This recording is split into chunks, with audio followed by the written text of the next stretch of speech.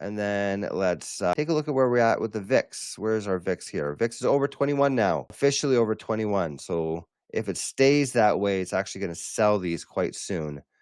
So we'll see. I don't know if it's going to check again tomorrow. Let's actually ask the AI. So how often does it do this check for the VIX? Is this something that gets checked daily or several times a day? Because the market actually just crossed 21 for the VIX.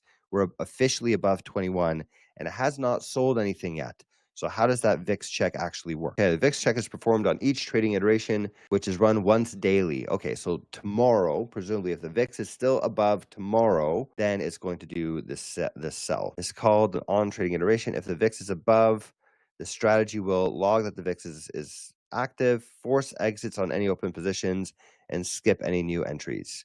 Trading will resume normally once the VIX drops back below the threshold.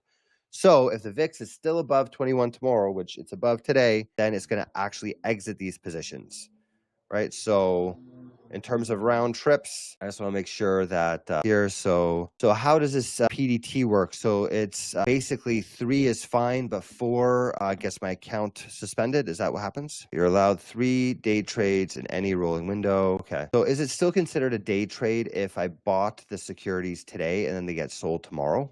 Or is that fine? Is that not counted under the PDT rule? Okay, so buying today and selling tomorrow is not considered a day trade. Okay, so we're actually fine here. So I don't have to worry about this. So we bought CCJ and HIMS. We own that right now today. And then tomorrow, if the VIX is still above 21, it should sell this and exit out of these positions, which I think is actually a very good idea because, like I said, we're entering into that correction territory. Okay, great, perfect. Okay, so we got our strategy running.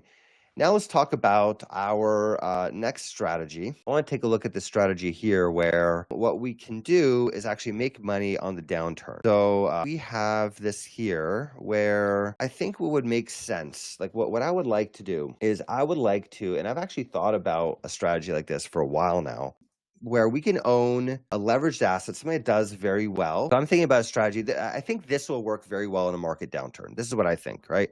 And again, not investment advice.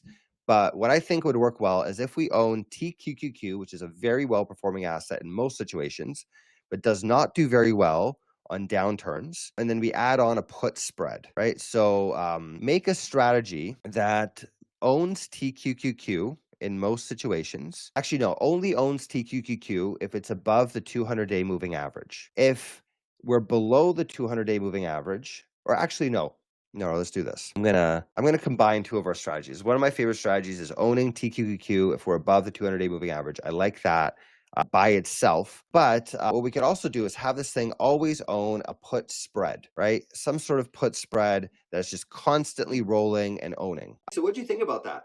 Put it into the comments. Let me know. I respond to all of your comments. So I'm very interested to hear what you thought about the video and what do you want to see next. And of course, if you're interested in any of this stuff, go check it out at botspot.trade.